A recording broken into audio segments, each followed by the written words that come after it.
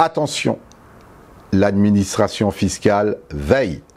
L'administration fiscale veille sur vous.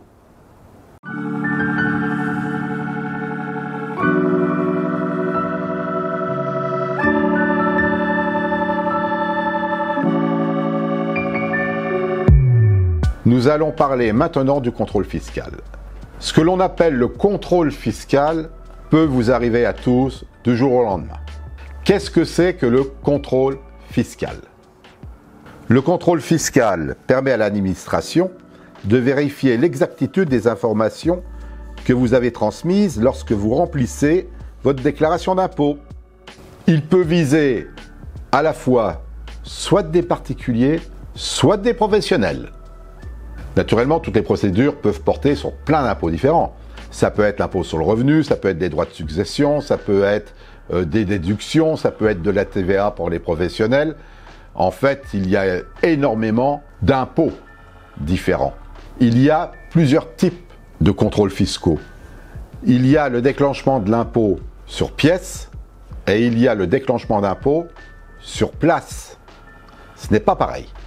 Sur pièce, on vous fait une demande d'information et le contrôleur des impôts vous contrôle dans son bureau, sur place, vis-à-vis des pièces qu'il vous a demandées et que vous avez envoyées. Sur place, il s'agit de la comptabilité et de la vérification contradictoire de votre situation personnelle, ainsi que la comptabilité sur pièce.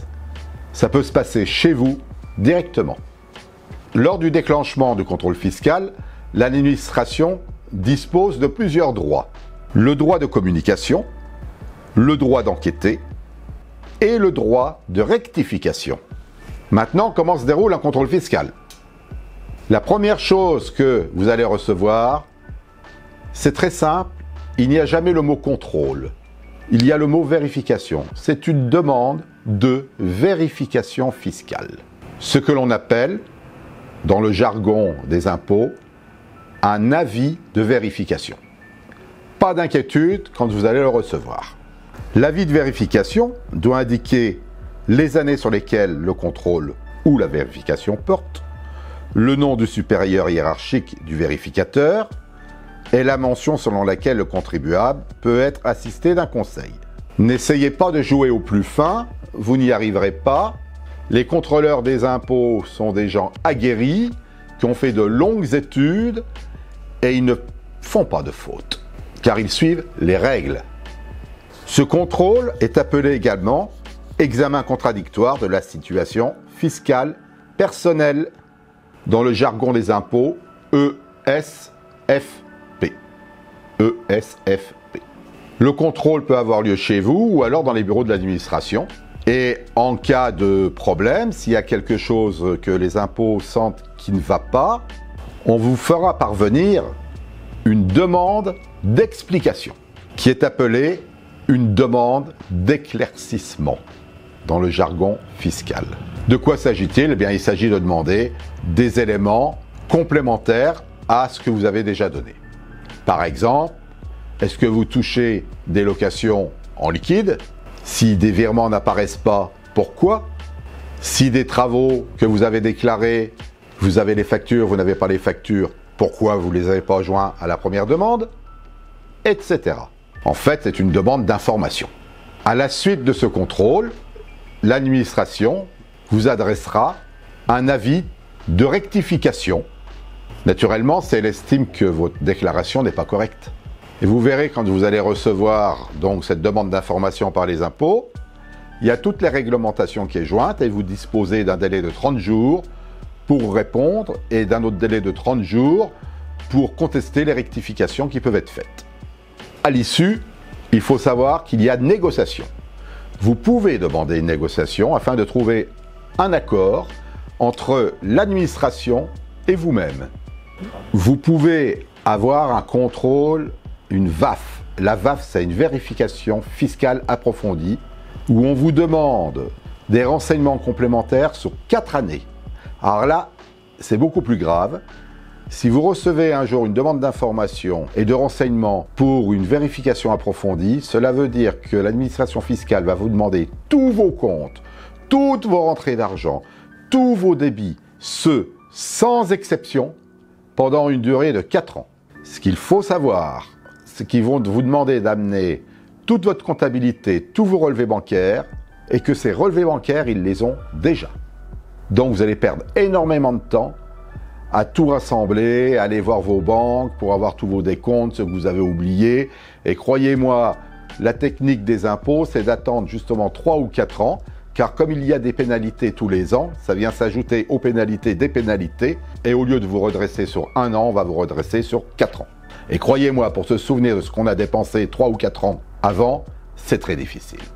C'est pour ça qu'il faut tout noter sur ces relevés bancaires, afin d'être d'équerre et d'être au courant de tout et de pouvoir répondre à toute demande d'information avec précision. Chercher à ne pas payer ses impôts serait une très très grave erreur. Les impôts, c'est un peu comme les banques, ça agit en scoring.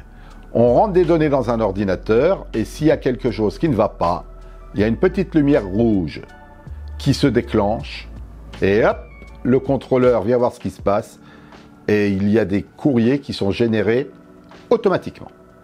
Comment aborder un contrôle? Numéro 1, restez calme. Le contrôle, c'est un peu comme si vous alliez chercher un prêt immobilier auprès de votre banque. Il faut avoir de la présentation, de la courtoisie et être sûr de soi. À la question posée, quand est-ce que se déclenche un contrôle fiscal, il n'y a absolument aucune réponse.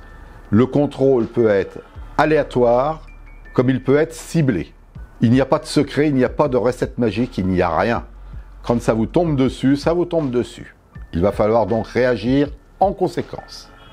La manière de se comporter avec l'administration fiscale est très simple. Comme avec les banques. Toujours être à l'heure, arriver même avant, si on vous convoque, et si on vous demande des informations, y répondre rapidement.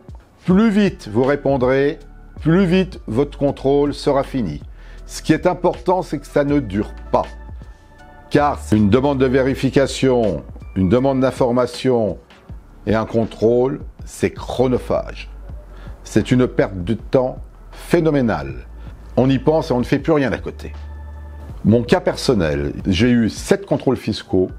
Quand l'un était fini, l'autre commençait. Quand ce n'était pas sur mon revenu personnel, c'était sur les impôts fonciers. Quand ce n'était pas l'impôt foncier, c'était sur les déductions des travaux. Quand ce n'était pas les déductions des travaux, c'était sur les TVA des entreprises. Quand ce n'était pas les TVA des entreprises, c'était à l'époque sur l'ISF, l'impôt sur la fortune, et maintenant l'IFI, l'impôt sur la fortune immobilière. Je suis toujours resté très calme, j'ai toujours pris les bonnes décisions et avancé rapidement dans mes réponses. J'ai toujours engagé le dialogue, un dialogue humain d'homme à homme. C'est très important, il faut jouer franc jeu. De toute façon, vous êtes là pour investir dans l'immobilier, vous n'avez pas le droit de faire des erreurs. Si vous faites des erreurs, c'est que vous ne l'avez pas fait exprès. Et ça, il faudra bien l'expliquer.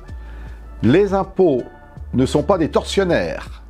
L'administration fiscale peut également vous aider, vous diriger, vous guider, vous donner des renseignements, de façon que vous ne fassiez pas 2 fois les mêmes erreurs. C'est justement de ces erreurs que l'on apprend. C'est justement de ces erreurs que l'on évolue. C'est justement de ces erreurs que l'on se bonifie.